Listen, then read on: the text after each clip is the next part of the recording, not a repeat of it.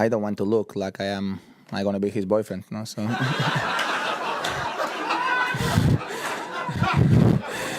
Nobody inside that stadium, not the fans, not the commentators, not the people pretending they totally saw it coming on social media afterward, had any idea what was about to unfold? Absolutely none. The cameras were already locked onto one story. The lighting crew may as well have rolled out a red carpet. The producers had their headlines mentally written before the warm-up was over. This was supposed to be simple, predictable, safe. One legend walks in, does legendary things, crowd goes wild, everybody goes home happy. But sports has a nasty little sense of humor, doesn't it? It loves order just long enough to destroy it. It builds a script, hands it to the world, then tears it into confetti right in front of your face. And on that night, with millions watching across continents, across time zones, across living rooms where people were already assuming they knew the result, a 20-year-old from Manila walked onto the most famous court in tennis. Her name was Eala. And what happened next was so outrageous, so bold, so completely against the logic of professional sport, that even people sitting courtside later struggled to explain what they had just witnessed, because standing across the net wasn't just another seeded player. It wasn't some rising contender. It wasn't a guy having a decent season. It was Rafael Nadal. 22 Grand Slam titles. A man who didn't just beat opponents, he erased belief. Entire generations had stepped onto court against him thinking they had a plan, and walked off wondering if tennis had been a mistake. This was a man who had returned from injuries that would have convinced most athletes to start a vineyard, write a memoir, and call it a career. Not once, not twice, over and over again. A man whose competitive mindset has become almost mythical. Coaches study him, players study him, sports psychologists study him. Somewhere there's probably a graduate thesis titled, "Why Rafael Nadal Makes People Question Their Life Choices."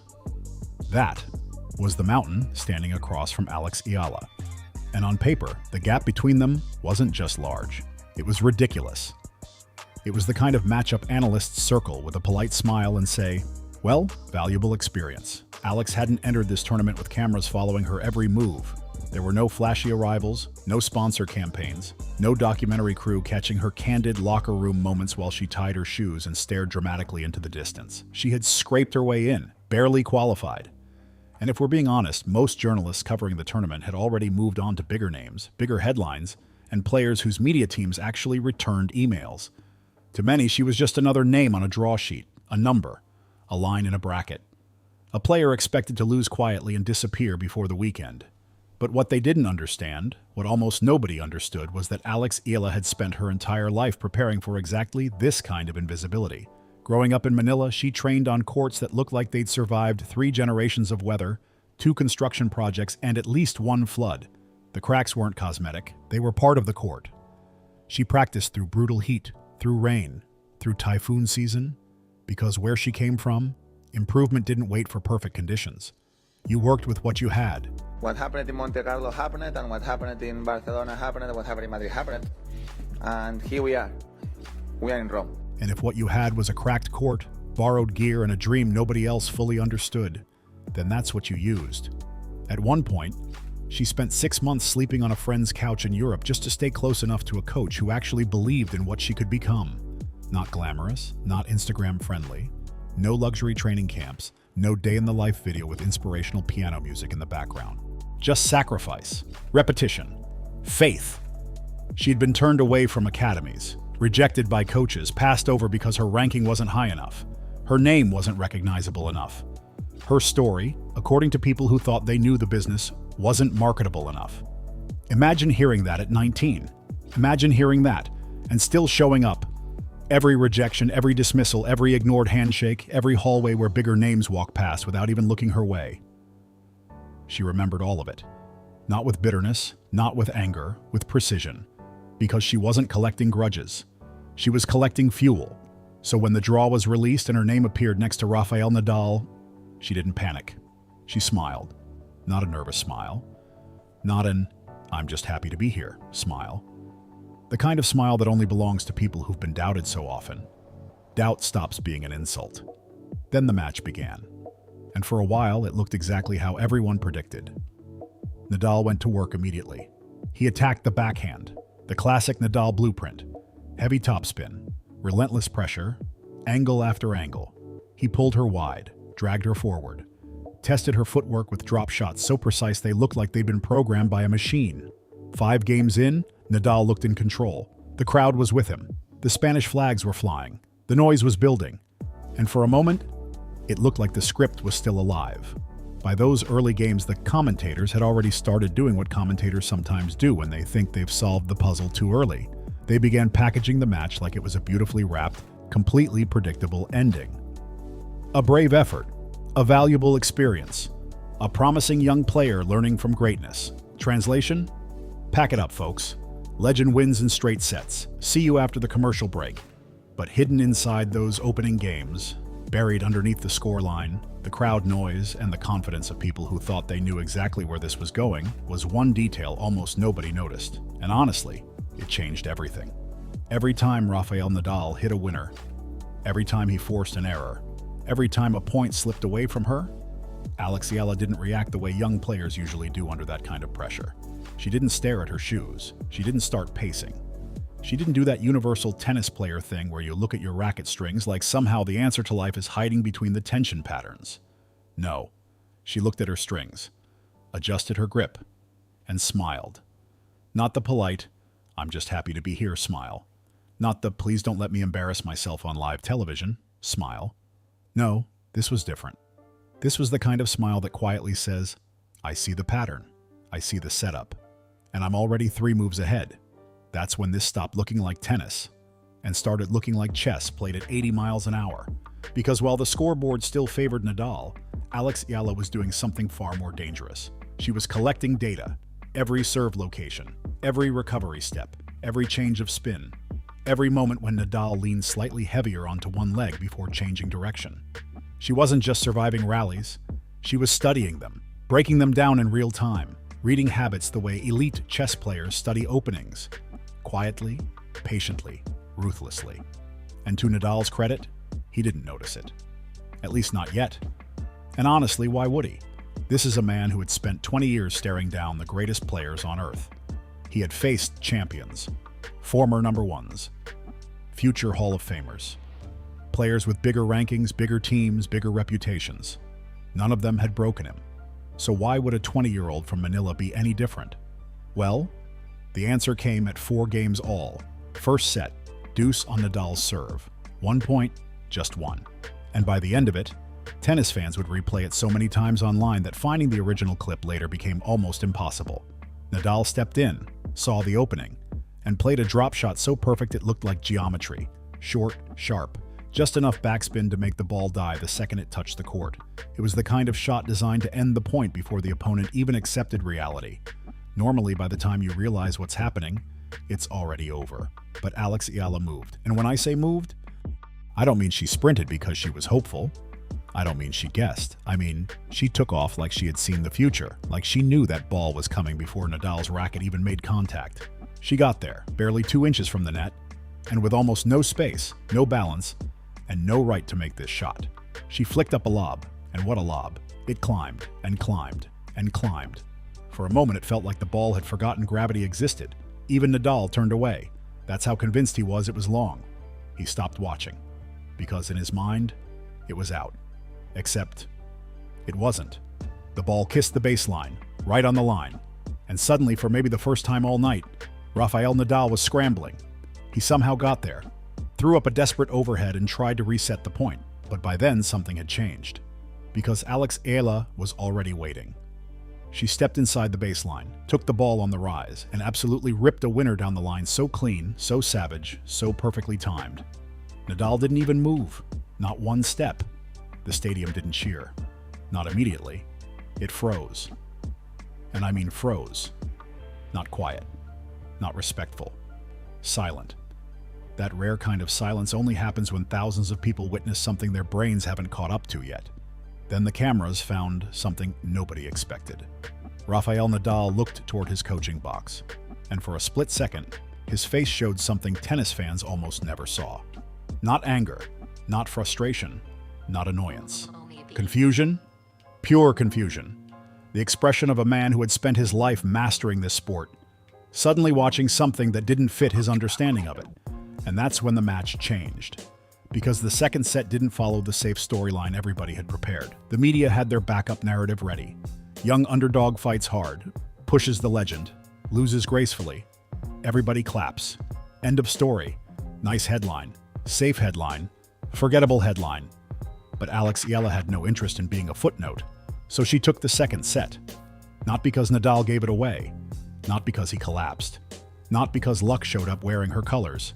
She took it because she played better tennis, smarter tennis, cleaner tennis. And then came the second set tiebreak. The kind of moment where breathing feels optional, logic starts packing its bags, and every fan in the stadium suddenly becomes an expert on shot selection. The match was balanced on a knife's edge. One mistake could swing everything. One hesitation could end the dream. And then the scoreboard flashed the number nobody in her position wants to see. 5-4. Match point against her. Against most players, that's where instinct takes over. Survival mode, safe margins, big targets, no hero shots. Coaches everywhere usually say the same thing. Make one more ball. Simple, responsible, smart. But Eala wasn't playing safe anymore. She was hunting. Because somewhere during the match, buried inside hundreds of shots, movement patterns, and split-second reads, she had noticed something about Rafael Nadal. Not a weakness. Not exactly. Something more dangerous. A habit. A tiny, deeply buried tendency he had carried with him since he was a teenager. The kind of habit athletes stop noticing because it becomes part of who they are, like the way your own accent disappears until somebody points it out, in pressure moments, especially on return points. Nadal leaned, just slightly, toward his forehand side. Not enough for cameras to catch it. Not enough for casual fans to notice it. Not enough for most players to trust what they thought they saw. But enough. Enough for someone paying attention. Enough for someone brave enough to act on it. And Eala had seen it. Now came the real test. Because seeing something is one thing. Trusting it when your entire tournament is hanging by a thread? That's different. Every rational voice watching that match was probably thinking the same thing. Play deep, play safe, reset the rally, make him earn it. Instead, Alex chose violence. Tennis violence. She stepped in and ripped the dipping, spinning backhand return straight at his feet. Not near his feet, not toward his feet, at his feet. The ball skidded so low, so fast, so viciously off the court that Nadal had to reach down like a baseball catcher, trying to block a wild pitch. He got racket on it. Barely. The frame clipped the ball. It floated, and everybody watched. Up, and long, out. Tiebreak over. Second set to Eala. And the sound that exploded through that stadium? Honestly, roar doesn't even do it justice. It was confusion mixed with shock, mixed with disbelief, mixed with the strange realization that history might be happening right in front of them. Half the crowd didn't even know who to cheer for anymore. They had shown up expecting one kind of story, a legend doing legend things, a respectful upset scare, a nice underdog moment before reality returned. Instead, they were watching something far bigger, something messier, something unforgettable. Then the cameras found Nadal, and what they caught became almost as talked about as the point itself. He looked up at the scoreboard and slowly shook his head. Not angry, not frustrated, not annoyed. Something closer to wonder. Because this was a man who had gone 5 brutal sets with Novak Djokovic on the biggest stages in the sport. A man who had beaten Roger Federer at the peak of his powers. A man who had stared down career-threatening injuries, fought his way back, and lifted Grand Slam trophies like setbacks were just warm-up drills. Nothing had broken him. Nothing had surprised him. And now, across the net stood a 20-year-old from Manila who had fought for practice courts, fought for coaching, fought for travel money, fought for opportunities, and now stood there looking at him with absolute certainty. And Nadal could feel it. He could feel something every champion recognizes immediately. She had nothing to lose, and he had everything to protect. That's what made the third set different. It wasn't a collapse. People love that word because it makes history easier to explain. But this wasn't a collapse. This was a takeover. Eala played that third set like every struggle of her life had been building toward this exact night. Every cracked practice court, every rejection letter, every ignored opportunity, every early morning training session, every family member staying awake across time zones, just to catch a live stream, with questionable internet quality and a scoreboard that refreshed every 17 seconds. It all meant something now. And the scariest part? She didn't play tighter under pressure. She played better. When Nadal raised the intensity, she raised the precision. When he changed patterns, she found answers. when he tried to drag her into familiar territory, the same patterns that had broken champions for 20 years, she stepped in and flipped the script again, point after point, rally after rally. She didn't survive momentum swings. She owned them. And then, the final point. One last exchange. One last rally. The ball exploded off her strings and flew past Nadal. Clean, untouchable. Game over. The ball crashed into the back curtain, and Nadal didn't chase it. He just stood there. Still, because for the first time that night, there was nowhere left to go. And then the stadium exploded. Not cheered, not applauded. Exploded.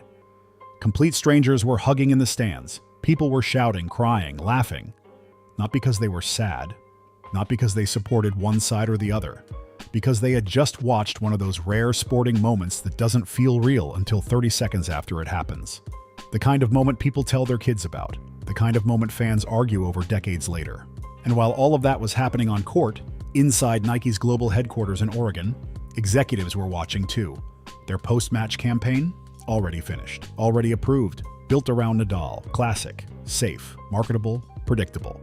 Then Alex raised her arms, and one executive reportedly picked up a phone and said 4 words, "Burn the old campaign."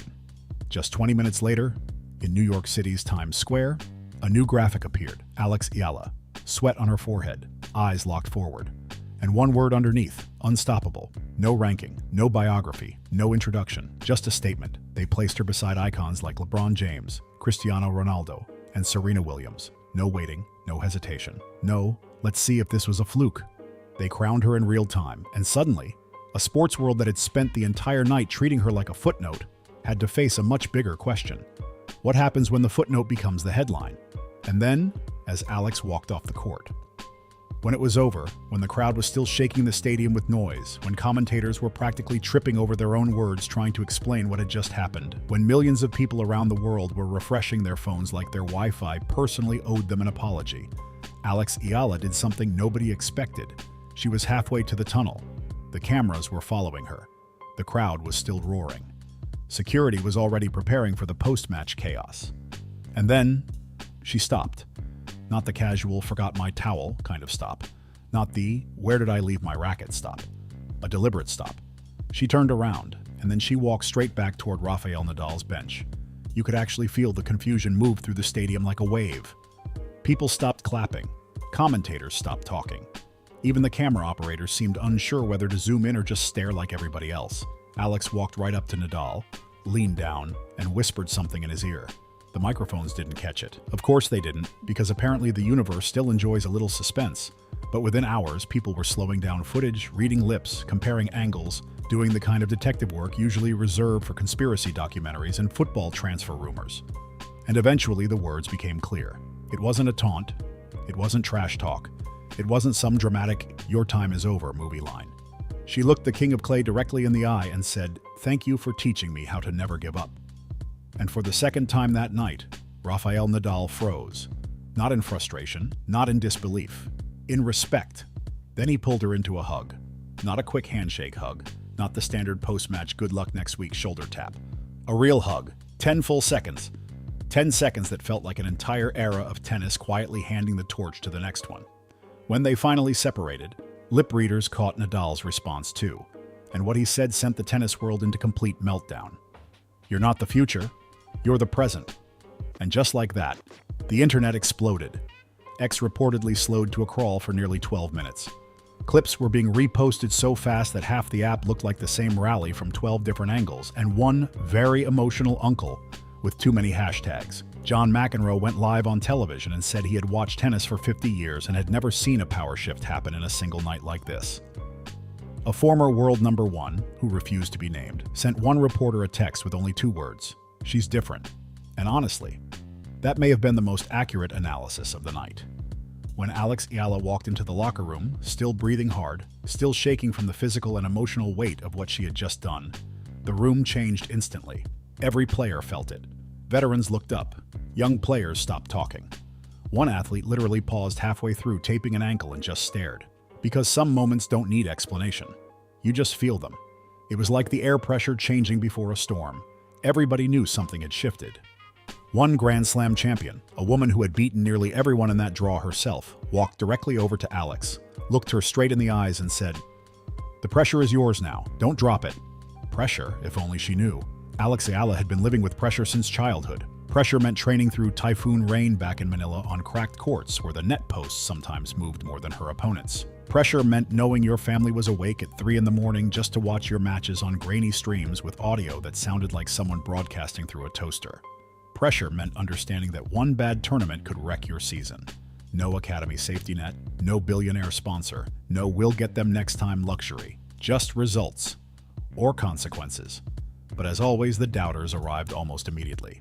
Because apparently some people can watch history happen and still think, But what if I make this boring? They said Nadal was injured. They said he was past his prime. They said it was a one-night fluke, an anomaly, a statistical accident. Everybody wanted an explanation. Except the obvious one. That on that night, Eala was simply better. Better prepared, better focused, better in the moments that mattered. And carrying something no ranking system, no analyst, no age bracket can ever truly measure. The absolute refusal to believe ceilings exist. Meanwhile, as Nike's new campaign was already hitting screens worldwide, as journalists were rewriting headlines in real time, and as press conference questions started piling up, Alex's phone buzzed. Unknown number. She glanced down, opened it, and immediately, her face changed. One reporter noticed it right away and asked if she was okay. She didn't answer. Because this wasn't a congratulations message. It wasn't an endorsement offer. It wasn't an agent. It was an invitation. A private match.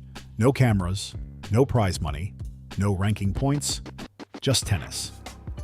And then she saw the name attached to it. A name the tennis world hadn't seen in 3 years. A player who hadn't retired, hadn't announced anything, hadn't suffered some public injury, hadn't been involved in scandal. They had simply disappeared. One morning, the tennis world woke up, and that name was just gone from every draw sheet. No explanation, no farewell, nothing. The message ended with 3 words. "Are you ready?"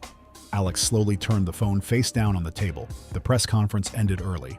She didn't answer another question, didn't smile, didn't wave. She grabbed her bag, walked past her agent without making eye contact, and locked the locker room door behind her. Then she opened the message again, read every word, and did something nobody expected. She deleted it. But not before memorizing every single line. That night, her hotel room felt too quiet for sleep.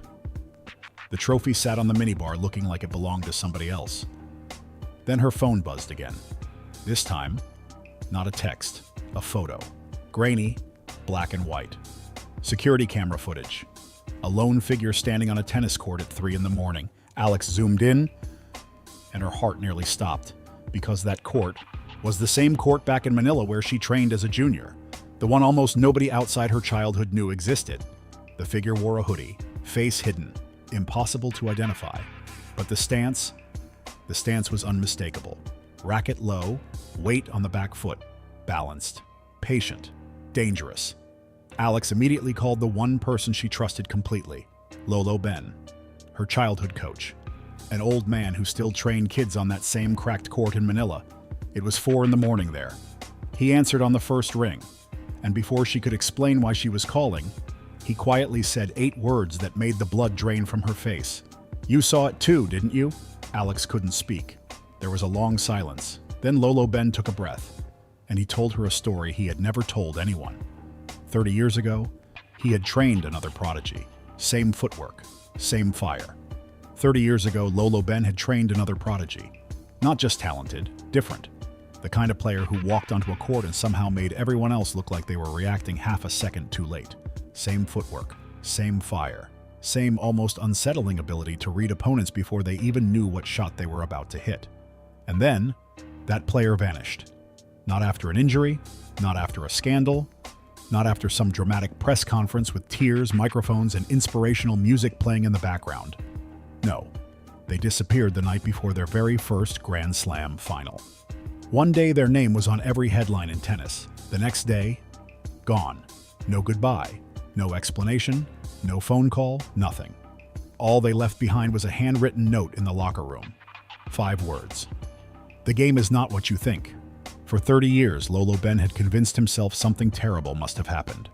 Maybe an injury nobody knew about. Maybe pressure. Maybe fear. Maybe something darker. But now, staring at the grainy image that Eala had just sent him, for the first time in 3 decades, he wasn't so sure anymore. Alex ended the call, but her hands were still shaking. She looked down at the photo again. The figure in the hoodie stood alone on that cracked court back in Manila. Her court. The one from her childhood. The one nobody outside her inner circle should have known about. And this time, when she zoomed in, she noticed something she hadn't seen before. The figure was holding a sign, handwritten, barely visible through the static and grain. She squinted, read it once, then read it again. The real championship has no cameras.